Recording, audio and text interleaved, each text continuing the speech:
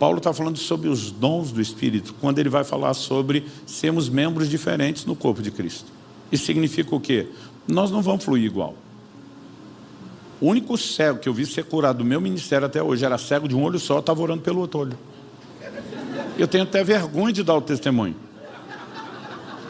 Mas eu tenho amigos que têm muito mais resultado nessa área. Agora, eu tenho outras áreas que os caras olham e falam assim, como é que esse negócio acontece tanto com você? Deus não nos chamou para ser iguais. Agora, o que você precisa descobrir é qual é o seu lugar no corpo de Cristo. Porque se você não é olho, mas é ouvido, não é olho nem ouvido, mas é boca, ou mão, ou pé, o que você não pode achar é que é uma verruga no corpo de Cristo.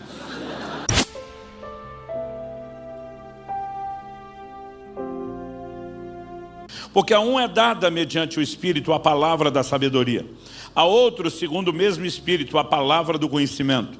A um é dada no mesmo Espírito a fé, a outro no mesmo Espírito dons de curar, a outro operações de milagres, a outro profecia, a outro discernimento de espíritos. A um é dada a variedade de línguas e a outro capacidade para interpretá-las. Verso 11, mas um só e o mesmo Espírito realiza todas essas coisas, distribuindo-as a cada um individualmente, como Ele quer. No capítulo 14, o apóstolo Paulo vai abordar a edificação que pode acontecer na igreja, quando fluímos de forma correta nos dons, e no verso 7 ele apenas fala de um fim proveitoso.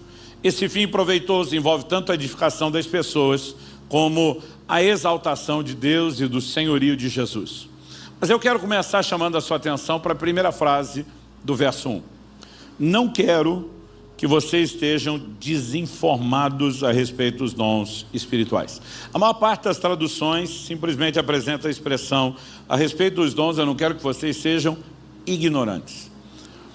E particularmente eu gosto um pouco mais do tom da expressão desinformado, porque nos ajuda a entender melhor o que Paulo está comunicando. Eu a vida inteira, eu li essa declaração de Paulo, em outras versões, sobre não ser ignorante, a partir da ignorância que eu mesmo durante muito tempo tive. Eu tive o privilégio de nascer e crescer num lar cristão, graças a Deus, né? Frequento a igreja desde pequenininho, acho que eu tinha mais hora dormindo em banco de igreja quase do que do berço de casa, mas meus pais frequentavam uma igreja que dava a entender que o Espírito Santo tinha sido sepultado junto com o último dos apóstolos. Que tudo aquilo que você lê no livro de Atos é por uma época distante, passou, que nada mais disso é para hoje, ou seja, não havia ênfase, não havia instrução, não havia orientação a respeito dos dons. Então, durante muito tempo eu fui completamente, absurdamente ignorante sobre os dons.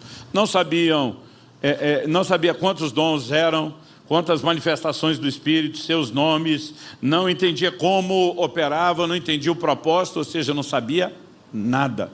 Aos 15 anos de idade eu fui batizado no Espírito Santo e passei a transitar no meio de um povo esquisito, que não apenas acreditava, mas praticava o fluir dos dons do Espírito Santo. E aí meu aprendizado começou de forma lenta. Muita coisa a gente foi batendo cabeça sem entender como funcionava. Por exemplo, eu lembro que eu e os colegas da igreja, a maioria, todos adolescentes, fomos cheios do Espírito Santo, a gente se reunia para o tempo de oração. E todo mundo estava tão empolgado com a experiência do falar em línguas que a gente ficava conversando, um falando, o outro respondendo. Aí um dia eu estou lendo a Bíblia e falei, quem fala em línguas não fala aos homens, sim a Deus. Eu chamei a turma e falei, gente, sujou. Esse negócio não é para nós falar entre a gente, não, é para falar com Deus. Então era desse jeito, a gente não sabia nada. Nem aquilo que era uma experiência pessoal, nem a respeito dos dons. Mas, não apenas pela compreensão da palavra, mas pela orientação de outros, eu fui muito enriquecido. E foi uma das coisas que me levou a passar da importância a respeito de um ensino e de uma orientação que seja prática. Então, eu comecei a entender que quando Paulo fala sobre não ser ignorante, ele não está falando da ignorância plena, a ignorância que eu tinha. Essa não era a ignorância dos coríntios. Como sabemos que não? Lá em 1 Coríntios, no capítulo 1, o apóstolo Paulo, conversando com a mesma igreja, ele vai usar a mesma palavra que é traduzida como dons no capítulo 12, que no grego é carisma, na seguinte afirmação. Ele diz no verso 7, de maneira que não lhes falta nenhum dom, enquanto aguardam a revelação de nosso Senhor Jesus Cristo. A palavra aqui traduzida dom é carisma. Ou seja, pensa numa igreja que tinha o combo completo, o fluir de todos os dons. Amanhã nós vamos falar um pouco sobre os dons de uma forma mais específica, porque Paulo, nós lemos ali do verso 8 até o 10, ele lista 9 manifestações. Amanhã nós vamos apresentá-las em 3 grupos de 3 dons cada um, ou seja, nós vamos categorizar aí alguns agrupamentos de dons, né? E amanhã eu falo mais sobre isso, mas só a título de introdução, nós temos 3 dons que chamamos de dons de revelação. Palavra de sabedoria, palavra de conhecimento e discernimento de espíritos. Nós temos 3 dons que chamamos eles de dons de poder. Dom da fé, operação de milagres e os dons de cura.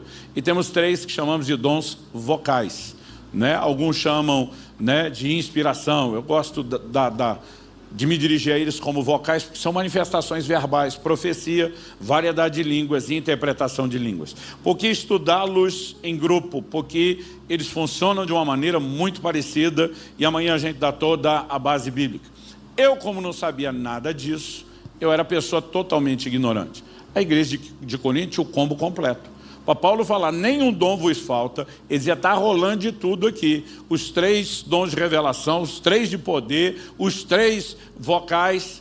Ou seja, um ambiente onde os dons operavam, eles não eram ignorantes no sentido de ignorar a existência. A ignorância era outra. Qual era a ignorância deles?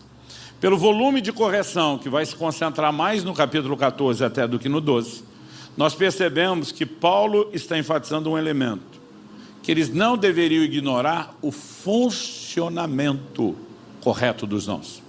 Ou seja, a igreja não precisa apenas saber que tem dons, ela precisa entender qual é o funcionamento correto. Então Paulo vai dizer, quando um estiver profetizando, se for revelado algo ao outro, o primeiro dá a vez.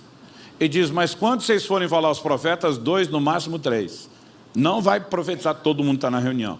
Ele diz, os outros são os outros profetas, julguem.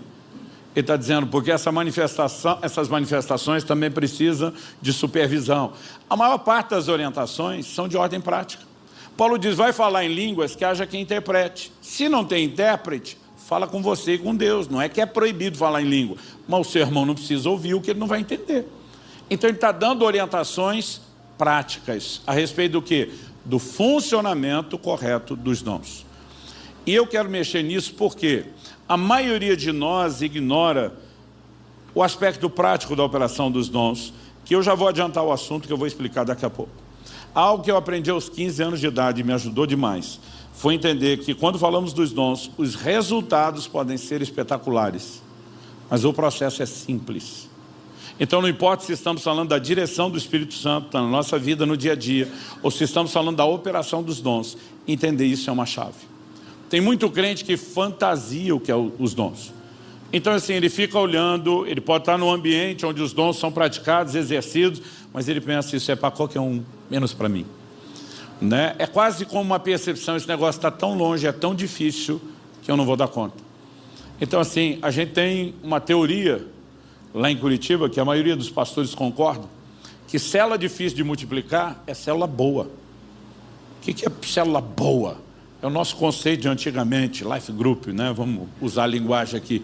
Cara, quando você tem um líder que ele tem palavra boa, ele sempre tem conselho, ele tem direcionamento, ele tem maturidade espiritual, ele de alguma forma conseguiu ter naquela célula até louvor e adoração, ministro de louvor e dos bons. Quanto melhor é, de alguma forma os novos vão olhando e dizer, eu nunca vou conseguir ser um negócio desse.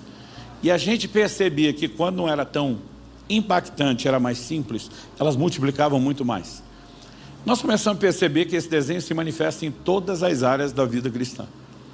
Muitas vezes eu precisei sentar com gente que a gente estava discipulando, treinando e dizer, deixa eu contar para vocês os podres, as mancadas, os erros, as falhas, o que a gente vai passando no processo antes de chegar lá, porque se vocês acham que vão dar um salto, vocês vão se frustrar e alguns acreditam que o salto não é possível. Então deixa eu falar sobre os dons. Nós precisamos entender a simplicidade do processo, porque se isso for entendido, você vai dizer, eu também consigo, eu também posso. Até porque não diz respeito a ser a sua capacidade. Mas se você não entender como o Espírito Santo se move, como é a interação dos dons, você também vai ficar fantasiando algo que não é real. Então, aos 15 anos de idade, eu me lembro de ter recebido a primeira palavra profética. Bom, a primeira que eu me lembro. Meus pais dizem que quando eu era criança já profetizavam sobre meu ministério, eu não lembro disso. Mas aos 15 anos de idade, fui visitar uma igreja, botei o pé a primeira vez num lugar que ninguém me conhecia. E um doido me achou. E virou minha vida ao avesso. E começou a botar para fora tudo que estava do lado de dentro, e expor aquilo. Paulo fala em 1 Coríntios 14, 25, ele chama isso de revelar os segredos do coração. Falou da minha vida, dos meus dilemas, do que meu pai estava enfrentando, os desafios dele no ministério, coisas ligadas à família. Eu nunca tinha visto alguém expor tantos segredos, né? E não necessariamente nada vergonhoso, mas assim, como alguém pôde falar dessas coisas? Para mim era inquestionável que Deus estava usando a vida daquele homem. Isso foi um marco na minha vida. Por que foi um marco? Porque até aquele dia eu imaginava que Deus lidava com a gente só no atacado, no geral. E aquele dia caiu a ficha de que Deus é um Deus de relacionamento pessoal.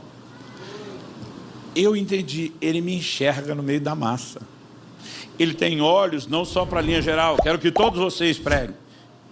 Ele olhava para mim e dizia, não, para você eu tenho algo diferente daquele, porque são dons distintos. Eu tenho um projeto para você, eu tenho um projeto para outro, e eu tenho um projeto para somar os projetos de vocês todos. Sabe, aquela coisa de repente começou a ficar clara. Ele está enxergando meus problemas, meus dilemas, ele está fazendo promessa do que ele vai fazer na minha vida. Isso foi o ponto de virada. Aquilo gerou uma diferença tão grande, tão impactante no meu relacionamento com Deus, que um dia eu comecei a falar para Deus, falei, Senhor, os crentes precisam descobrir o que eu descobri. Eles vão endoidar que nem eu. Eu tenho certeza.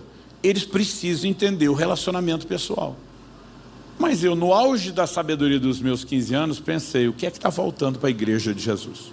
Falei, se eu só descobrir isso com profecia, o que deve estar faltando é profecia. Mal sabia eu que alguns arraiais estavam sobejando profecia e que o negócio estava uma bagunça. Mas como no meu faltava, eu pensei, está faltando isso. Depois, obviamente, você vai compreendendo alguns outros detalhes. Mas pensei, se está faltando, não deve ser má vontade de Deus, porque Ele é o maior interessado nisso.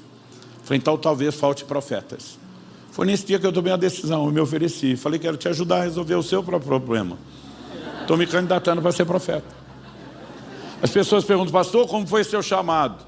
Eu gosto de brincar respondendo a citação do outro pastor. Falei, até hoje estou tentando descobrir se ele me chamou ou eu que me ofereci. E eu me ofereci. Falei, eu quero te ajudar. Só que eu não sabia nada do assunto. Então pensei, com quem que eu posso aprender? Com o cara que Deus usou para me falar aquelas coisas todas. Aí eu colei nele. Eu lembro do dia que eu cheguei e falei, será que você pode me ensinar as manhas do negócio? Eu quero profetizar que nem você profetiza. Porque a essa altura eu já tinha visto ele virar a vida dos outros no avesso também, não era só a minha.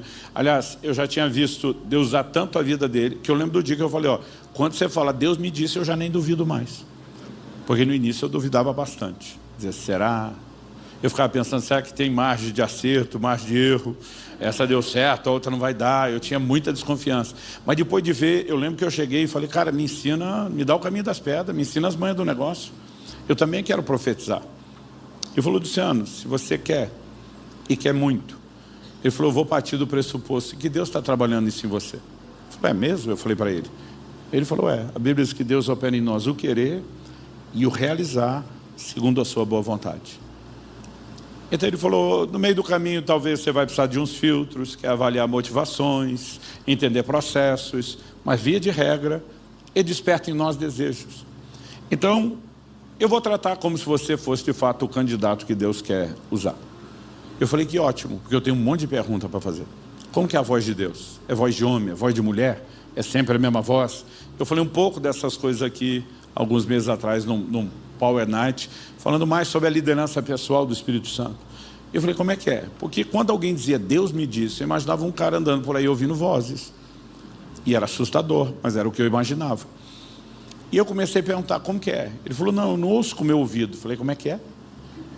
Você não ouve com o ouvido, você ouve com o quê? Ele falou, não, Deus fala comigo do lado de dentro. Eu falei, então você tem um ouvido lá de dentro, além dos dois de fora. Ele falou, não, não é. É uma coisa mais simples. Ele falou, Luciano, você vai ter que desmistificar o que você imaginou. E aí eu falei, mas se não é um ouvido dentro, como é que ouve? Ele falou, vamos mudar a ideia do ouve e tentar explicar o seguinte, pensa uma coisa simples, parecida com um pensamento ou um sentimento. Quando ele falou isso, me ofendeu. Porque foi como se alguém chutasse os castelinhos de areia que eu tinha fantasiado. Eu falei, peraí, se é tão parecido com um pensamento ou sentimento, o que garante que não é você pensando ou sentindo?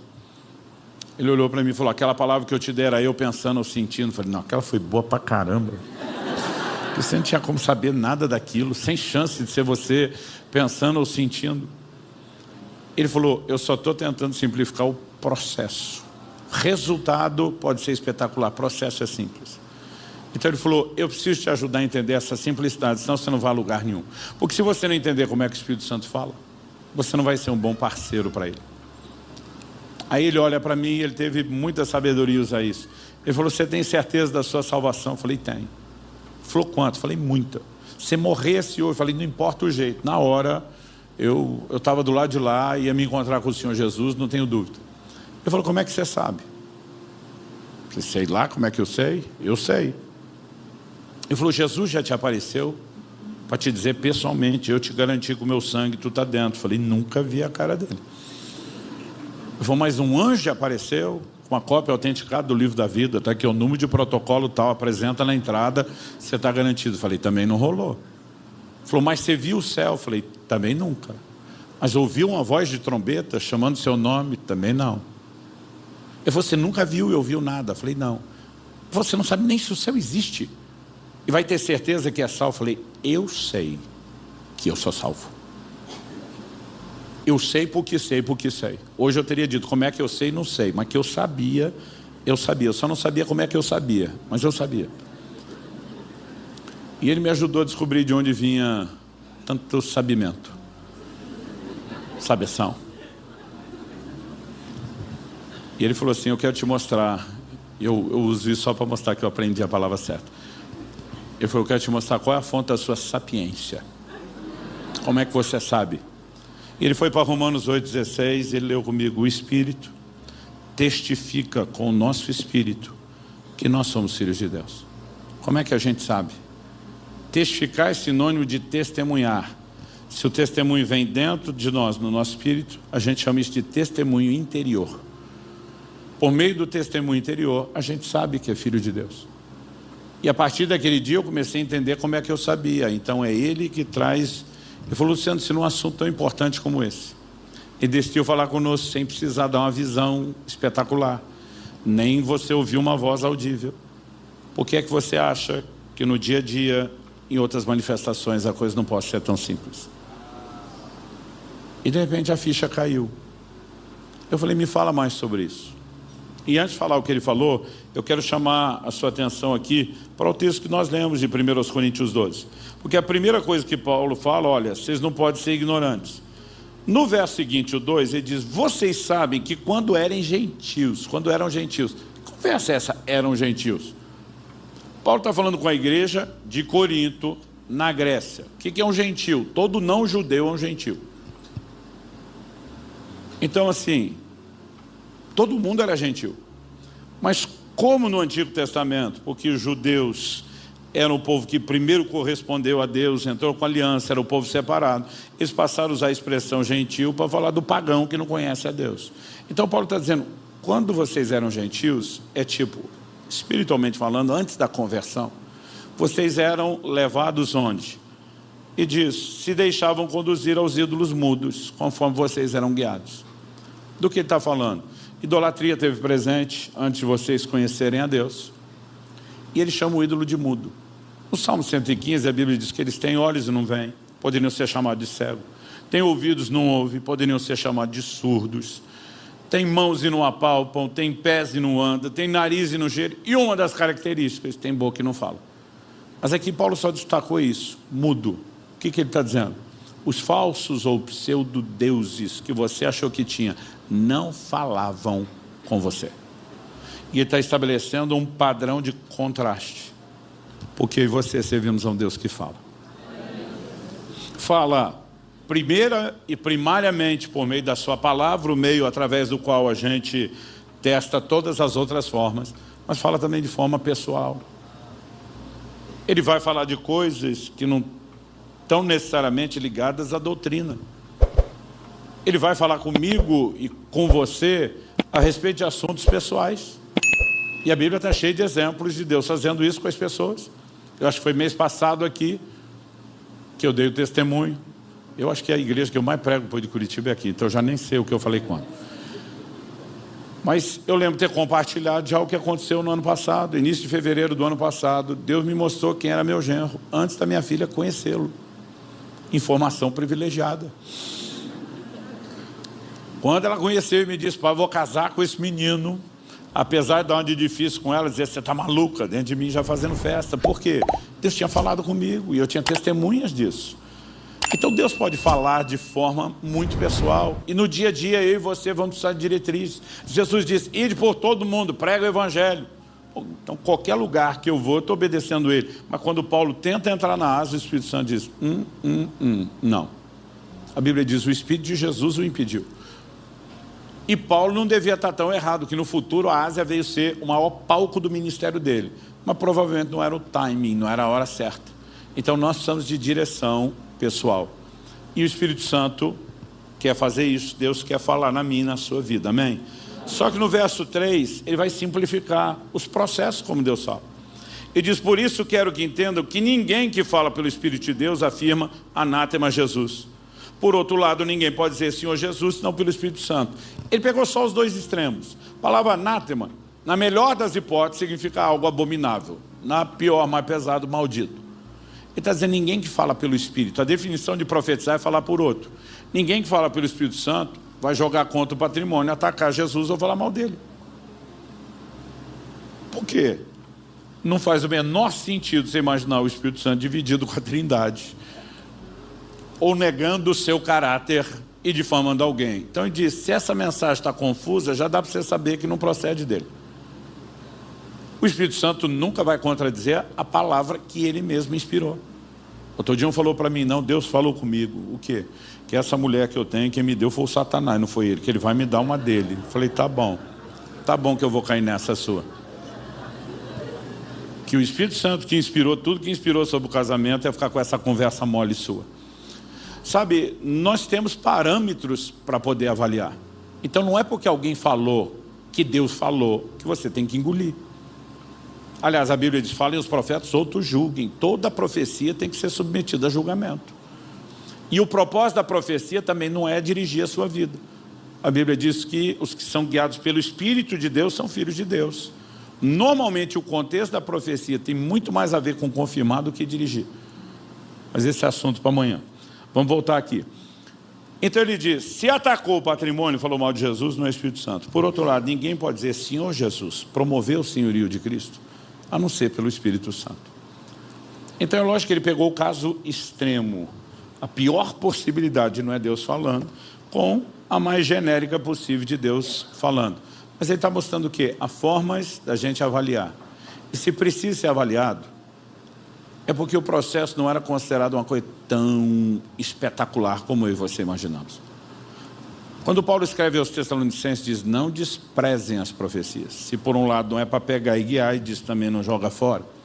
Se fosse tudo tão espetacularmente falando, inquestionavelmente falando de Deus, ninguém tinha problema com isso e não precisava de orientações.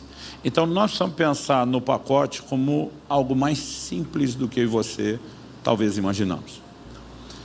E a primeira coisa a ser desmistificada é que o Espírito Santo não vai fazer tudo sozinho, como a maioria de nós acha. Alguns acham que assim, Deus usou o cara para falar, é tipo, Deus pegou minha boca, falou, e eu, o que aconteceu? Ou que você virou quase um ventríloco na mão dele. Que ele só fingiu que era a sua boca e fez a voz dele ser ouvida. Não é assim que funciona. Você vai ver Paulo dizendo, no capítulo 13, no verso 9, em parte conhecemos, em parte profetizamos. E você vão ter que entender o que é o em parte. Isso significa o quê? A profecia é uma inspiração divina. A gente não conhece tudo o que podemos ser levados a falar, a ponto de falar de detalhes que nossa mente não sabia. Mas a linguagem, a forma de comunicar, tudo estará ligado àquilo que você conhecemos. Eu vi um cara uma vez, eu fiquei olhando ele, pastor profetizando para o outro, eu pensei, isso é uma profecia, uma aula de biologia. Porque ele falava sobre o rim. Foi uma ilustração fantástica. O rim é responsável por filtrar não só o sangue, os líquidos do corpo, tal. Falava da importância. Mas se ele mesmo, se você não beber muita água para não limpar o rim, ele vai sobrecarregar, ter problema. E no final disso, ele dizia, você tem sido o rim no corpo de Cristo. Pastores e líderes hoje estão de pé porque você ouve, você filtra, você ajuda eles. Mas você está deixando de ter o seu tempo com a fonte d'água que vai te limpar disso. E você está morrendo por causa do ministério. Aliás, você culpa o ministério, ele dizia. Deus está culpando sua falta de exposição à água, que vai te manter funcional para poder continuar fazendo o que você está fazendo sem estar intoxicado como que você está. E eu fiquei, uau, isso é uma profecia, uma aula de biologia, porque nem na escola eu lembro de ter aprendido tanto sobre o rim como nessa palavra profética. Até aquele momento eu nunca daria uma palavra profética dessa, porque estava fora do meu conhecimento. Dá para entender isso? Então uma vez eu fui orar com uma pessoa, eu tive uma visão, eu vi ela numa esteira dessas de academia. Mas foi nítida e clara a visão, foi tão rápido que eu chamo de um vislumbre. Mas na hora, no meu espírito, eu entendi que era uma oração que a pessoa fazia. Ela dizia, Deus, ministerialmente eu estou me sentindo que nem nessas esteiras de academia, eu ando e não vou a lugar nenhum. Agora, eu me orgulho de ter tido uma visão que nem o apóstolo Paulo, nem o apóstolo Pedro, nem o apóstolo João, nem Tiago, o irmão do Senhor, nunca teve. Pastor, como o senhor sabe que não tinha esteira de academia na época deles? Então Deus usou aquilo porque era o que eu conhecia. A inspiração veio dele, eu não tinha como saber que a pessoa fez a oração, mas ele vai usar o que eu conheço. E se eu e você começarmos a entender a parceria, tem a parte dele e a nossa, qual é a nossa, como que a gente entende o que ele faz, o processo fica mais simples. Então quando o Paulo está dizendo sobre não ignorar, ele está dizendo que nós não podemos ignorar o funcionamento. E a primeira bandeira que eu quero levantar aqui falando sobre os dons é, o resultado pode ser espetacular, mas o processo é simples. A gente tem que entender isso. Então, enquanto eu estava lá questionando aquele pastor e ele tentando me fazer entender a simplicidade do testemunho interior, eu lembro que ele falou uma coisa que eu não vou esquecer. A gente tinha um grupo de jovens que saíam às ruas evangelizar e toda hora ele tinha que alinhar as coisas lá, porque a maior quantidade de B.O. que rolava no grupo era que a galera solteira, cheia de Deus, olhar para aquele grupinho e dizer, aberta a temporada de caça, é aqui que eu vou achar meu casamento, né? E ele dizia, gente, você não pode porque olhou o outro, achou bonitinho e um pouquinho mais crentinho, já tentar definir a sua vida e o seu futuro. Então ele tentava orientar nós, os mais imaturos, dizendo, olha, o casamento não é só união de pessoas, tem que ser de propósito. Você tem que conhecer o mínimo do que Deus tem para a vida do outro, tem que saber se vai dar conta de relacionar, né, por muito tempo, se vai ter algo tão interessante quanto você acha que tem. Então ele dizia, não chega se declarando porque achou bonitinho.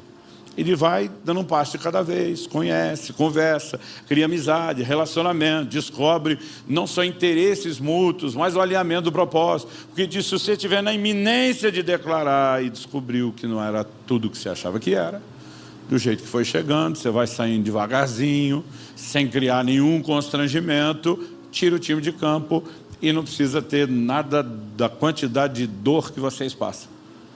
Aí ele me disse, você lembra disso? Eu falei, lembro. Ele falou, eu quero que isso te ajude a pensar nos dons do Espírito Santo. Eu falei, como é que é? Ele falou, Luciano, o testemunho interior é simples. Aliás, ele é uma coisa tão abstrata.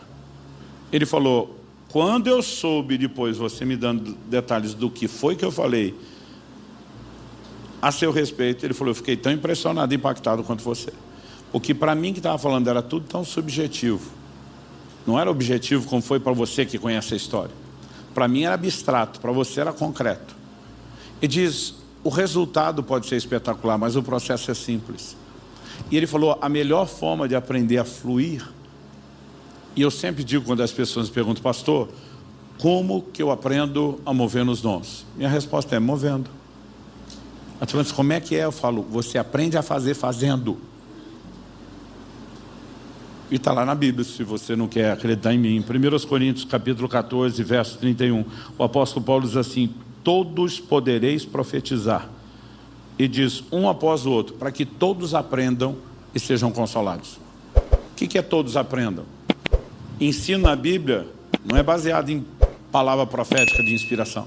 Se na Bíblia é razão, é argumentação, é questionamento. Você pode olhar desde Jesus aos apóstolos o tempo todo. Quando ele está dizendo aprenda, não é que o ouvinte está aprendendo com quem profetiza. Até porque o que a gente tem que aprender já está tudo revelado na Escritura. Ele está dizendo que quem profetiza aprende a fazer enquanto faz. Deu para pegar? Não. Como é que você aprendeu a andar de bicicleta? Andando e... O problema é que nos dons a gente não quer cair. Porque quando a gente é criança, não tem o mesmo ego do que quando a gente é adulto. E sabe, muitas vezes nós não queremos alguns processos que você fica... Se eu achar que é e não for. Outro dia alguém falou, pastor, mas se eu achar que eu tenho algo de Deus e não é, o que eu faço? Descobri depois de já ter compartilhado que não é. Eu falei, pede desculpa. Eu falei, como é que é? Eu falei, mais ou menos assim, desculpa aí, foi mal. Prometo melhorar da próxima vez. Eu falei, a primeira coisa que me ajudou foi que lá atrás o pastor falou, não chega dando carteirada de profeta. Porque tem uns crentes que ele lê lá no Antigo Testamento que imitar, assim diz o Senhor. Eu falei, você pode usar eu acho que, eu penso, ou o que aquele pastor nos ensinou, que era a checagem, a conferência. Eu falei, Luciano,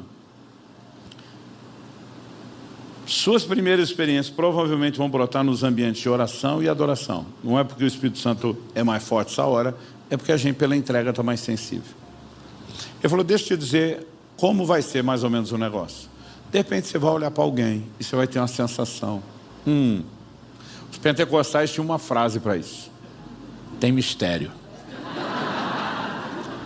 O que é o tem mistério? É uma desconfiança profética.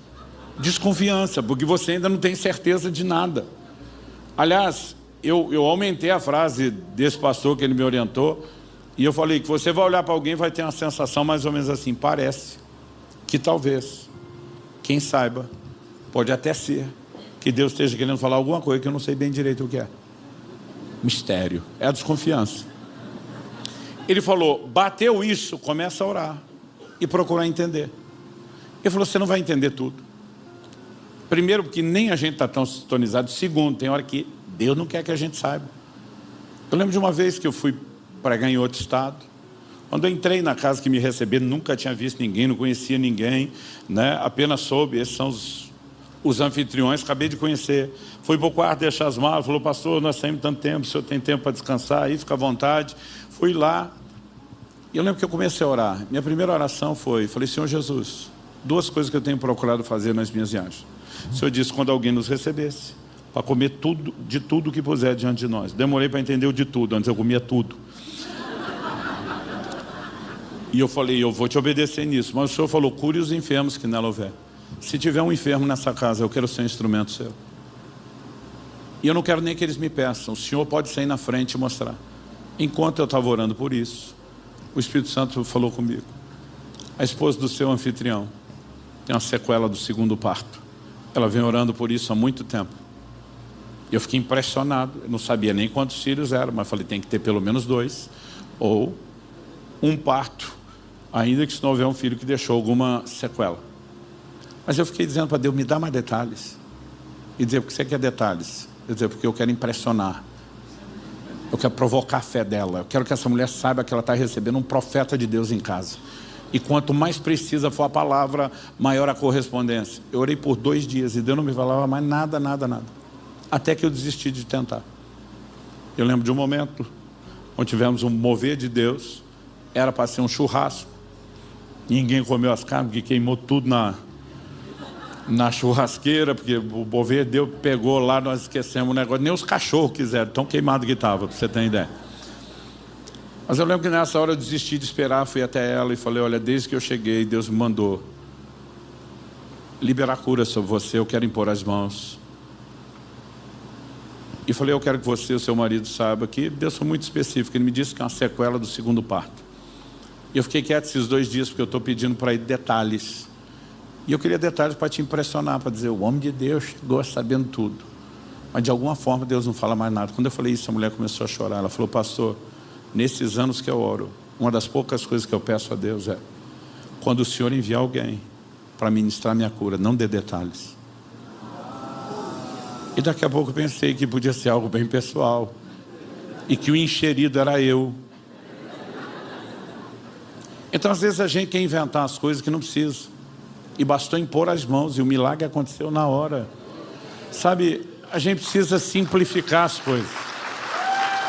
O resultado pode ser espetacular. O processo pode ser simples. Chega uma hora, você tem um nível de segurança que às vezes você não precisa perguntar tanto. Mas ele falou para mim, Luciano, quando você olhar para alguém e bater a desconfiança profética, vai checar, faz uma conferência. Não chega falando que foi Deus, nem você tem certeza. Aí o que eu fiz? Primeiro, você nunca esquece. A gente estava num dia desse, louvou a adoração, chegou um rapaz atrasado. No início achei, chamou minha atenção que chegou depois. Depois estou lá, está chamando minha atenção que sentou no fundo, não veio. Mas quanto mais eu oro, maior é a desconfiança profética. Parece que talvez, quem saiba, pode até ser, que Deus quer falar alguma coisa que eu não sei bem direito o que é. Aí eu já não tirava mais o olho dele e dizia, Senhor, se for minha hora de começar, eu quero. Fala comigo, fala comigo. E de repente me veio um testemunho interior. Parecia um pensamento, um sentimento, uma coisa vaga, distante. Ele brigou com o pai essa semana. Naquela época, gente, hoje nós temos uma orientação sobre família dentro da igreja que é muito maior. Mas o jovem brigar com o pai em casa não era uma possibilidade, era certo. Eu pensei, isso não é revelação. Todo mundo aqui deve ter brigado com o pai. Mas eu continuo orando. E aí vem dentro de mim, ele não costuma brigar com o pai como o resto do grupo que você está avaliando. Aí eu comecei a orar mais, então me ajuda a entender. Mas o que ele teve dessa vez, nunca teve antes, nenhuma vez. Ok, Deus, e por que o Senhor iria me mostrar isso? Algo que eu já aprendi, Deus não é fofoqueiro. A Bíblia diz que os dons, a manifestação do Espírito é para um fim proveitoso, tem que ter utilidade. O Senhor me disse, ele está debaixo de culpa e condenação pelo que aconteceu. Ele não quer sair com vocês, evangelizar nas ruas. E eu quero que você o encoraje a entender que diante de mim, o assunto está resolvido. E ele vai ter uma das melhores experiências de evangelismo hoje. Só que em vez de chegar dando carteirada de profeta, Deus me disse, eu lembrei do conselho, daquela coisa de aproximar. Então eu cheguei um passo de cada vez. E aí, tudo bem? Ele tudo, um sorriso amarelo que não convencia, não precisava nem de revelação. Eu falei, tá nada. Eu falei, posso te fazer uma pergunta? Ele falou, pode. Eu falei, por acaso você brigou com seu pai essa semana? Ele já me olhou com a sobrancelha assim um pouquinho diferente. Briguei. Eu falei, mas você não costuma brigar com seu pai? Ele falou, não, é muito raro. Mas a briga essa semana foi tensa, foi como nunca antes. Ele já está me olhando com cara de assustado, olho arregalado agora, não é mais só o sinalzinho da sobrancelha. Eu falei, vocês trocaram ofensa nesse nível. A essa altura ele, como é que você sabe disso? Eu falei, e o seu coração está assim, a ponto de não... Como você sabe? Aí a bola está quicando. Deus me disse! Depois de perguntar tudo. Agora, pastor, se o senhor perguntasse para ele, você brigou com seu pai? Não. Certeza. Nem na outra semana? Também não. Por quê? Por nada, curiosidade. Te digo, diante de Deus, é o que eu teria feito. Sairia com o rabinho no meio das pernas, quietinho, sem nenhuma exposição, dizendo, em algum momento eu vou ouvi-lo. Em algum momento a coisa vai funcionar. Não existiu nada na minha história, falando do fluir dos dons, tão libertador como esse nível de compreensão, de simplificar o processo. O resultado pode ser espetacular. O processo é simples.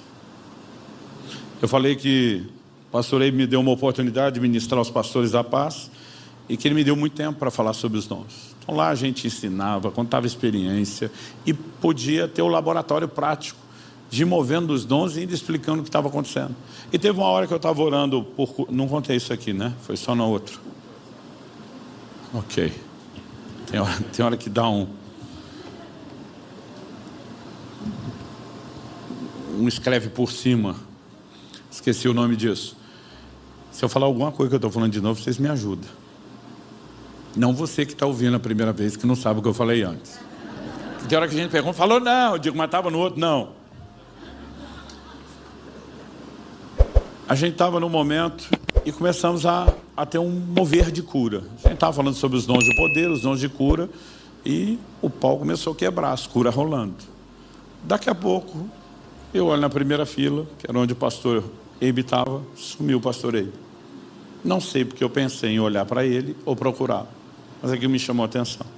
Aí eu continuo orando. Daqui a pouco vejo o pastor Eibe em pé lá no fundo, conversando com o Josias, o sobrinho dele, irmão do Isaías. É coisa rara você ver o Eibe falar com alguém na hora da reunião. Eu já tentei, já levei umas invertido, com amor e carinho, como ele sabe fazer. Tipo, depois. Aí eu vejo dois conversando, isso me chama a atenção. Mas estou percebendo que o que está me chamando a atenção não é só o que não é comum, ele não está aqui, ele está lá, ele não costuma conversar. Eu percebi que era Deus chamando a minha atenção. Em algum momento falei, Deus, o Senhor tem. E no meu espírito veio uma convicção, eu não ouvi uma voz, eu não tive uma visão. Era só uma convicção. Você tem que se meter naquela conversa agora. Eu falei, eu estou pregando. Ele pode conversar, eu não... Mas a convicção era tão nítida que eu corri para lá. Eu literalmente corri pelo corredor. Eu lembro do irmão que me agarrou pelo braço. Ora comigo. Falei, agora não. E eu fui, mas sem nem saber o que eu vou fazer. Oi, gente, posso conversar com vocês enquanto todo mundo... Eu não sabia. Mas eu já aprendi que você não precisa ter um plano para tudo. Normalmente você tem que obedecer um impulso. E eu já vou detalhar o porquê essa interação é importante. E de repente, quando eu cheguei, falei, desculpa, eu vim interromper a conversa de vocês. Algo brotou lá de dentro. E eu simplesmente me vi falando para o Josias, você tem pensado isso, isso, isso. Você tem sentido isso, isso, isso. E você tem questionado uma direção de Deus sobre isso. Você chamou o Eibe para conversar não como tio, mas como um discipulador esperando a direção de Deus. E ele te disse que tinha uma resposta de Deus, e disse que a resposta era essa, essa, essa, e que Deus ia mandar alguém para confirmar. Está aí a confirmação que você quer. Toma. Virei as costas e voltei. Eu já tinha achado legalzinho, mas assim, não fiquei impressionado. Falei, de onde saiu isso tudo? E normalmente eu filtro, eu processo, aí eu questiono. Falei, ué, ninguém brigou comigo, nós vamos saber depois. Terminei de ministrar, quando acabou a sessão, eu lembro que eu sentei do lado do Eibe. Quando sentei do lado dele, ele falou para mim, o Espírito Santo existe. Eu falei, o senhor tinha dúvida disso? Ele falou, não, só estou tentando falar de uma forma mais contundente do que aconteceu. Eu falei, do que aconteceu onde? Ele falou que você foi falar com o Josias. Eu falei, me conta o que aconteceu. Eu lá tinha ideia. Falou, Luciano, eu senti de Deus de levantar e de abordá-lo. Eu senti que ele vinha querendo conversar comigo, não tocava no assunto, mas que Deus queria me usar na vida dele. E ele falou, olha, eu não vou falar com o senhor como tio, mas vou esperar uma direção de Deus. Tenho pensado isso, tenho sentido isso. Meus dilemas são esses. E eu preciso de uma palavra de Deus. E ele falou, eu dei para ele uma palavra. Eu falei, essa palavra é de Deus, Deus vai confirmar. Ele falou, eu terminei de falar, você chegou, repetiu tudo que ele falou, repetiu tudo que eu falei e virou as costas. Eu falei, senhor está de brincadeira. Aí até ele me olhava assim, eu falei, foi desse jeito. Porque ao que você vê o resultado, você fala, foi top pra caramba. Eu conto para todo mundo até hoje. Até ele me contar o que aconteceu, eu não tinha a menor ideia. Onde eu quero chegar com isso? Quando muitas vezes Deus nos provoca, eu e você precisamos entender a importância da interação. O Espírito Santo não vai fazer nada sozinho. O que dizer quando falamos dos dons? Há uma parceria entre o Espírito Santo e o homem. Eu e você não podemos nada sem ele. E ele decidiu que ele nos traria para o processo e que ele não ia fazer tudo sem a gente. Como isso funciona? Em parte conhecemos, em parte, ok, ele nos inspira, mas aí você temos que corresponder. 1 Timóteo 4,14, Paulo diz, não seja negligente para com o dom que é em ti. A palavra dom ali é carisma. Se o dom operar sozinho, por que é que Paulo ia acusar Timóteo de negligência? Agora, se ele está falando sobre não ser negligente, é porque tem a nossa parte, não só a dele. Dá para entender? 2 Timóteo capítulo 1, verso 6, ele diz, reaviva. Outra tradução diz, desperta o dom que é em você. Ele não falou, Timóteo, ora aí para o Espírito Santo acordar o dom. Ele diz, você desperta. Por que ele está mandando o Timóteo despertar? Porque quem botou o dom para dormir foi Timóteo, não foi o Espírito Santo. Ele está dizendo, você tem que fazer a sua parte. A palavra dom ali de novo, carisma. Então você vai observando nas escrituras, e eu entendi algo, o pastor não me explicou isso, mas eu entendi algo lendo a Bíblia sobre o que aconteceu lá nos meus 15 anos de idade. Foi compreender a interação, que é a nossa responsabilidade. Samuel está lá, na casa de Deus, ele acorda com a voz, chamando ele pelo nome, Samuel, Samuel. Ele levanta, e ele não está achando que é Deus. Ele vai atrás de Eli. O senhor me chamou? Chamei não, Piá. Essa é a tradução paranaense da Bíblia. A gente chama o garoto de Piá. Pode voltar a dormir. Imagina o menino voltando, tenho certeza que ele me chamou. Aí daqui a pouco chama de novo. Agora o senhor chamou. Não chamei. O senhor está de brincadeira comigo? Não. Vá dormir, menino. Eu já me imagino no lugar dele. O velho está me trollando. Daqui a pouco, agora chamou. Também não. E a essa altura, porque a Bíblia diz que as visões eram raras e não muito frequentes. Essa altura o discernimento já velho, gasto e enferrujado de Eli, lembra de quando Deus falava na casa. Ele diz, menino, vamos fazer o seguinte, eu não te chamei as 3 primeiras, e eu não te planejo chamar de novo. Se você ouvir alguém te chamar, não sou eu. Se você ouvir de novo, você vai dizer assim, fala o que o teu servo ouve. E quando Deus chamou a 4ª, Samuel disse, fala que o teu servo ouve. E Deus falou, agora pergunta. Deus não sabia que ele estava ouvindo. Se ele não fosse onisciente, ainda assim o menino está procurando. Quem chamou, quem chamou, quem chamou? Deus não sabe. Então a resposta que ele mandou ele dar para Deus não é informativa. Porque Deus não precisa da informação. O que ela é? Interativa. Imagina um jogo de dama ou xadrez. Deus está dizendo, fiz meu movimento, vou esperar você fazer o seu. A hora que do lado de cá ele diz, manda, estou dentro do jogo, a coisa vai para um outro patamar. Então preste atenção, quando você está no nível só do tem mistério, da desconfiança profética, parece que talvez, quem sabe, pode até ser, e você não der um passo para dentro, você não vai a lugar nenhum. Muitas vezes a gente precisa começar com o que tem, dando um passo de fé, de confiança, fazendo todas as checagens simples, mas eu espero que não soe feio essa expressão, entrar no jogo. Quem está entendendo? É a partir disso que a gente costuma ver desdobramentos maiores.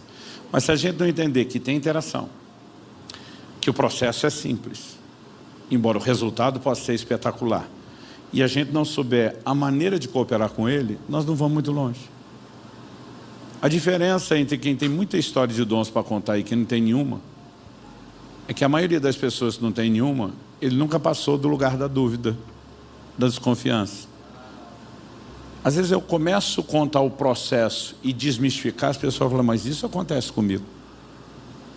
Eu digo, pois é, mas para chegar lá do outro lado você vai ter que interagir, vai ter que dar o passo. Eu tenho formas e formas de contar as mesmas histórias. Eu posso chegar e dar uma versão espetacular. Algumas eu dou a versão pentecostal. E não é para esculhambar não, porque o meio pentecostal me ensinou muito. Mas eles aprenderam, é uma escola onde tudo é testemunhado de forma dramática, eloquente. E aí você fica imaginando um negócio que não é bem o que é. Quando eu comecei a andar com esses caras e vi a coisa acontecer, eu dizia, não é que o que ele contou é mentira, mas baseado em fatos reais, ele deu uma descrição bem empolgante. O processo é mais simples. O resultado é exatamente o que ele apresentou. E quando você entende isso, fica mais fácil interagir com Deus. Eu acho que essa é a nossa primeira chave, é a chave dessa noite. Entender que tem interação, entender que o processo é simples, embora o resultado seja espetacular, e que está ao alcance de cada um de nós. Paulo está falando sobre os dons do Espírito, quando ele vai falar sobre sermos membros diferentes no corpo de Cristo. Isso significa o quê? Nós não vamos fluir igual. O único cego que eu vi ser curado do meu ministério até hoje era cego de um olho só, estava orando pelo outro olho. Eu tenho até vergonha de dar o testemunho. Mas eu tenho amigos que têm muito mais resultado nessa área. Agora, eu tenho outras áreas que os caras olham e falam assim, como é que esse negócio acontece tanto com você? Deus não nos chamou para ser iguais. Agora, o que você precisa descobrir é qual é o seu lugar no corpo de Cristo. Porque se você não é olho, mas é ouvido, não é olho nem ouvido, mas é boca, ou mão, ou pé, o que você não pode achar é que é uma verruga no corpo de Cristo. Que nem de enfeite dá para dizer que está lá. Ou um apêndice, se for tirado, não faz falta. Então eu quero provocar você a acreditar. Deus tem coisas extraordinárias para fazer através de cada um de nós. E Ele está esperando a gente entender a interação. A visão de Ezequiel, capítulo 47, eu quero encerrar com isso. Um anjo aparece para ele e diz: bora entrar nesse rio? Vem comigo. E ele acompanha o anjo. A Bíblia diz que eles mediram 1000 côvados, dá mais ou menos meio quilômetro. E a Bíblia diz que a água estava no tornozelo. Presta atenção, primeira coisa que muito crente não faz, ele não entra no rio, ele fica esperando o dia que o rio vai invadir a vida dele. Tem gente esperando o avivamento, que é uma fantasia. Ele acha que ele vai acordar um dia, deu uma enchente espiritual, o rio inundou tudo. Não é o rio que entra na sua vida, é você que tem que entrar no rio. Agora, não acha que você deu 2 passos e já está onde deveria. Depois de meio quilômetro, nunca vi um rio tão raso, água ainda no tornozelo, mas eles não pararam. Por que não? Porque não era hora de parar. Se fosse, tinham parado. Eu quero que você memorize essa resposta. Eles não pararam. Por que não? Não era hora de parar. Aí o anjo disse: bora, mais 1000 côvados, mais meio quilômetro, agora 1 quilômetro ao todo. Água no joelho. Eu fico imaginando o profeta. Está subindo a água. Mas pararam? Por que não? Mais 1000 côvados, 1,5 km. Água nos lombos. Jeitinho bonito de dizer, da nádega para cima. Ou das nádegas. A água está aumentando. Mas pararam? Por que não? Agora, com a 4ª medição, 4.000 côvados, 2.000 quilômetros, eles vão parar. Porque atravessaram o rio. A Bíblia diz, porque eram águas profundas. E aí chegou onde tinha que chegar. Agora preste atenção. O rio não entra, é você que tem que entrar. A pergunta é: até onde você vai entrar? Quando meus filhos eram pequenos, levava eles na praia, eles tinham medo. Então eles ficavam no rasinho, onde molhava só o pé, chutava água, eles divertiam ali. Mas à medida que foram crescendo, começaram a querer entrar mais, e mais, e mais. A pergunta é: até onde você quer entrar? Agora não adianta eu ter mais água, estou no joelho, do que eu tinha antes ou do que o outro tem. Não adianta só eu ter mais água do que os 2 primeiros níveis que eu já tive ou que outros ainda estão lá. Aqui tem uma progressão, mas até aqui eu ainda estou com o pé no chão. Pé no chão significa o quê? Quem está no controle sou eu. Eu vou para cá, eu vou para lá. Agora Deus está dizendo: eu quero te levar onde não dá mais pé. Água profunda é onde não dá mais pé, água para nadar. Porque é quando eu e você perdemos o controle. E aí é o rio que assume o controle. É ele que te carrega. Há um lugar de rendição progressivo.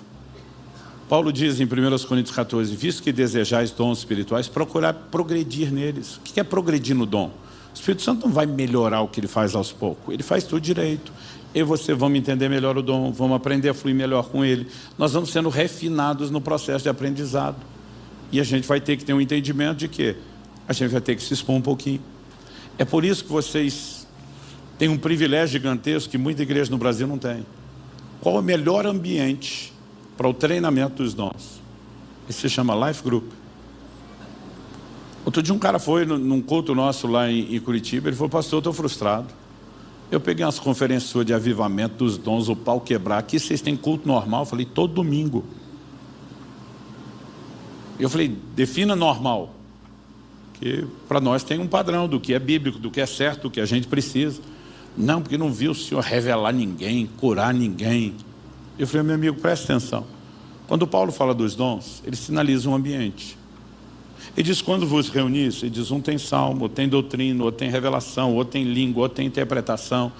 Ele está dizendo que tem reuniões que a gente não vem receber, a gente vem para dar. São reuniões diferentes. Nessa que é para dar, ele quer que todo mundo participe. Você consegue imaginar se cada um aqui hoje à noite, só esse 500 mil de gente que nós temos aqui, cada um fosse dar uma palavra? Que hora que terminaria essa reunião? Mas aí não é nem só doutrina.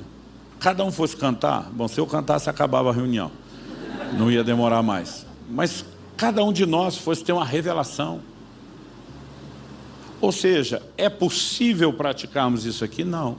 Agora é bíblico e tem que ser feito. Então onde é o ambiente? As reuniões menores, nas casas.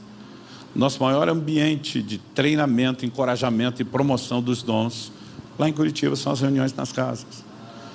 E sabe, nós precisamos entender que é nesse ambiente de menos exposição que você pode treinar, sem ser julgado. Dizendo, olha, estou sentindo uma coisa aqui, eu não sei se faz sentido. E só tem um jeito de você descobrir, é checando. E a checagem pode ser sábia, você não precisa começar falando em nome de Deus.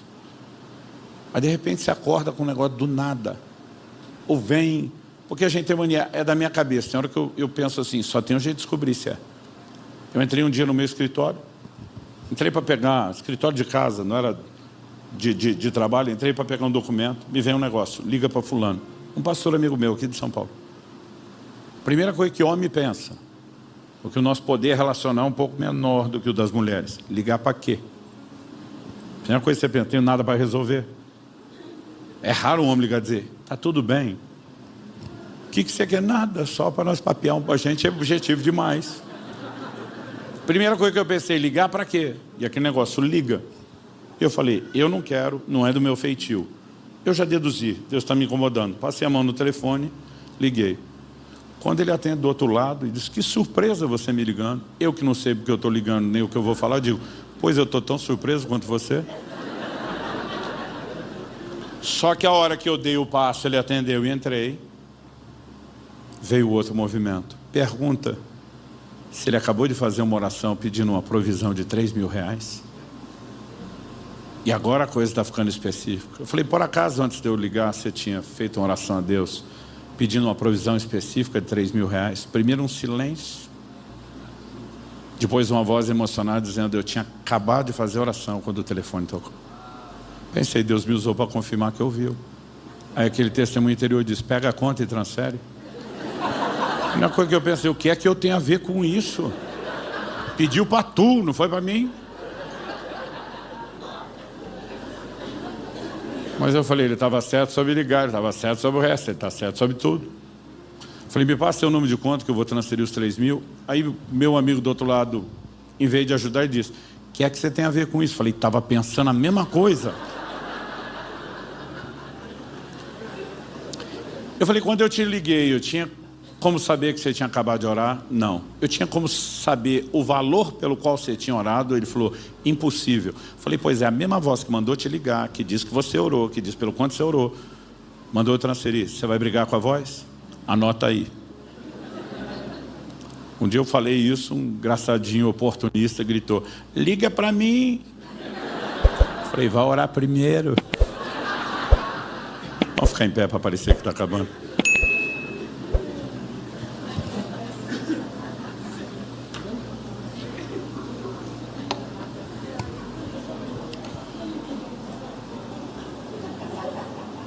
Eu quero te encorajar a respeito de algo.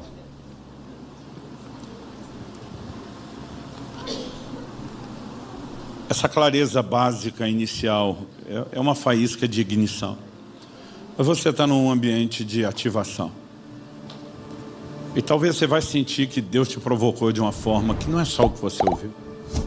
Talvez não, muitos de vocês vão conseguir perceber. Não é apenas alguém pilhando a gente. Me ouça com atenção, principalmente o som da casa. O que eu vou falar não se limita aqui. Mas há um movimento de Deus acontecendo aqui na Paz São Paulo. E se eu tentar explicar isso, eu vou dizer para vocês que o que está vindo agora não é comparado com o que já foi vivido até então. Eu não gosto de inventar nome para coisa que não tem nome. Mas se eu for tentar explicar, eu chamaria isso de uma unção de aceleração. Tipo, a mão de Deus vem sobre Elias, ele corre mais do que Acabe e os cavalos. E o maior impacto que nós vamos produzir, ganhando pessoas para Cristo, cuidando bem delas, que não é apenas a visão da igreja, gente, é o centro do coração do bom pastor. Ele passa por esse caminho dos dons do Espírito Santo. Quando você olha a maior parte dos testemunhos que estão registrados na Bíblia, eles não aconteceram dentro do prédio ou só dos cultos. A maior parte dos testemunhos estão do lado de fora. Seja para evangelizar, seja para fortalecer o cristão. E nós podemos viver isso em qualquer lugar. A qualquer momento, a qualquer hora, a gente precisa aprender a estar aberto a Deus, receptivo a Deus. Eu já vi bagunça em restaurante, em avião, em lugar que você nem imagina. De abordar a gente e dizer, olha, você não me conhece, e eu não te conheço. Mas tenho certeza que você está vivendo um problema com a sua filha, desce dessa forma, e a pessoa regalar os olhos e dizer, você é um servo de Deus. Eu falei, pelo jeito a senhora é outra. Mas sabe, há um lugar onde não apenas nós vamos impactar mais gente, que será evangelizada, bem cuidada, mas a nossa própria relação com Deus vai mudando. A sensação de, Ele fala comigo, Ele me usa, tem um poder sobre a sua fé maior do que você imagina. E sabe, Deus quer, Ele é paciente, Ele não vai botar pressão, mas Ele não vai deixar de ficar chamando e convidando. Deus quer nos levar a um lugar de correspondência. E algo que eu entendi muito forte de Deus sobre esse fim de semana é que haveria uma ativação vinda do céu. Experiências novas e maiores estão a caminho. Conquistas novas e maiores estão a caminho. Mas sabe, o meu e o seu coração vai precisar desejar um pouquinho mais e interagir com Ele. Nós vamos precisar acreditar um pouquinho mais. Eu posso viver essas coisas. E eu quero te dizer isso, você não tem nem noção do quanto Deus ainda vai usar a sua vida. Mas o que Deus vai fazer é top. Vai ser bom demais. Amanhã a gente continua. Espírito Santo,